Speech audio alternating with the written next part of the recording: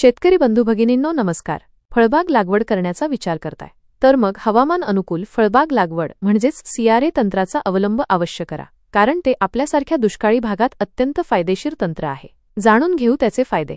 या तंत्राने लागवड केलेली रोपे जगण्याचे प्रमाण जास्त आहे. वारंवार पडणाऱ्या दुष्काळातही बाग तग धरून राहते. रोपांची वाढ चांगली होते. पाने, फांद्या व बुंध्याचा घेर वाढतो. कमी खर्चात वृक्षांची जोमाने वाढ होते. उत्पादनात वाढ होते. आता जाणून घेऊ हवामान अनुकूल फळबाग लागवड म्हणजेच सीआरए पद्धतीने लागवड कशी करायची ते. लागवडीची जागा निवडून त्या ठिकाणी 2 फूट खोली, लांबी, रुंदी असलेला खड्डा खोदावा.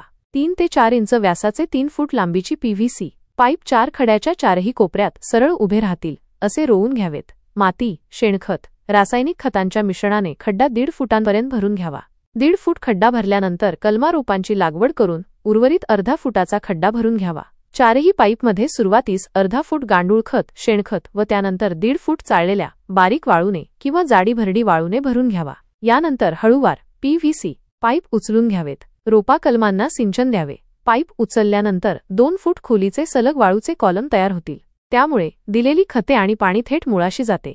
मुळांद्वारे ती व्यवस्थित शोषली जातात व झाडांची वाढ चांगली होते. सुरुवातीच्या 3 ते 4 वर्षात झाडाची वाढ चांगली होते. त्यामुळे ते दुष्काळाला बळी पडत नाहीत. शिवाय फळधारणा लवकर येऊन उत्पादन वाढते.